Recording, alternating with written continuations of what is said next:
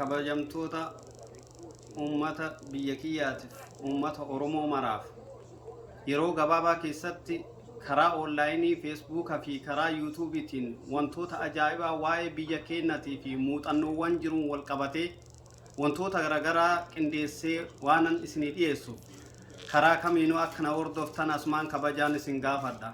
Waa'ee seenaa biyya keessaa akka nama achi baratetti akka nama biyya sanii hojjetetti waa hunda isaatu muuxannoo qaburraa isin sheer godhaa. Qophiin na eegaa baay'ee isin jaaladha. Saba koo naaf jiraadha.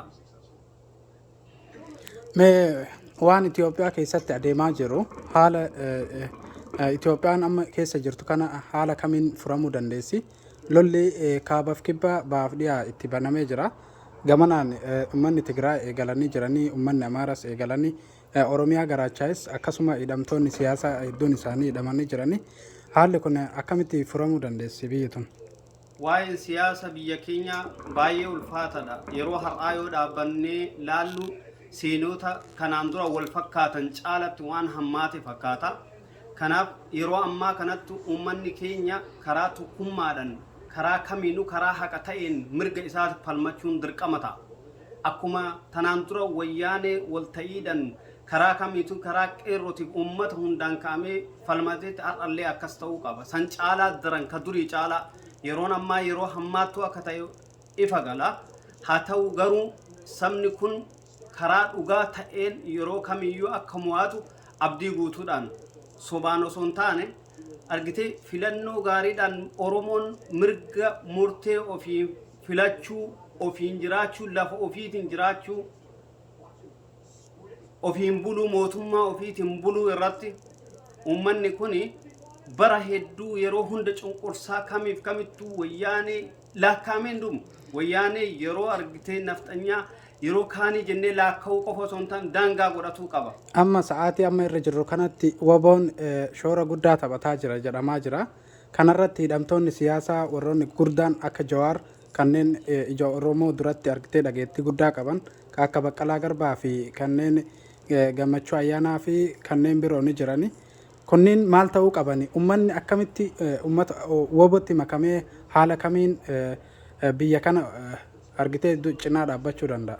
Akkamitti ka'uu qaba uummanni mee kanarratti bal'inaan? Kun gaafii nama hundaati. Waa'een adda bilisummaa uummata Oromoo yeroo kamittu ifa. Kun ijjannoo argitee uummanni barbaadu fi ijjannoo yeroo kamitu har'aa miti bara amma biltsiginnaa jedhamu miti yeroo wayyaanee yeroo durillee sababa argitee abaa'oo yookiin ati maali jedhuudhaan barattoota keenya meeqatu ajjeefame durirraa ka'ee jechuudha. Kaammallee bilisa jaalatee jaalatuu baatee wanti isa bilisomsu wanna uummanni Oromoo jaalate qofa waan Oromoon irratti walii gale qofa eekalee jechuun danda'ama. Adda bilisummaa Oromoo uummanni Oromoo ka'ee filate taanaan isaaf ka ta'u isa sana. Garuu qabsoo haga ammaa ta'e keessatti karaa kamiinuu karaa dhugaatiin uummanni keenya qabsaa'aa ture. Haa ta'u garuu qabsoon akka hin taane ta'ee kararraa dabee har'a ka kana nuuf fideemmootu dhaabbata dimokiraasii uummata Oromoo kan jedhee of waamee uummata Oromootiif bakka dhaabadha jedhe kanneen yoo dhugamatti ka himnu ta'e waa hunda uummanni Oromoo mootu fayyaalummaa isaatu osoo beeku osoo waan ta'u beeku hunda fuudhee uummanni akkanaa dhugamatti dimokiraasiin ka jiru biyya san keessatti uummata Oromoo bira biyya Oromiyaa jedhamtu sana biratti har'a dimokiraasiin biyya sanii waan hin taaneef jecha dhaabbileen siyaasaa keenya nyaatamanii taphaan ala bahanii jiru.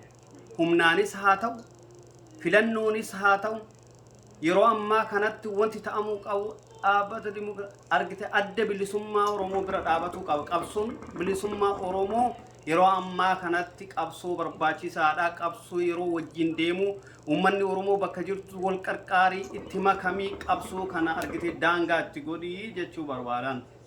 Dhaggeeffattoota keenya waan har'a qopheeffanne kanumaan xumurraan guyyaa biraatti walitti deebinutti turtii gaarii isiniin jenna. Galatooma.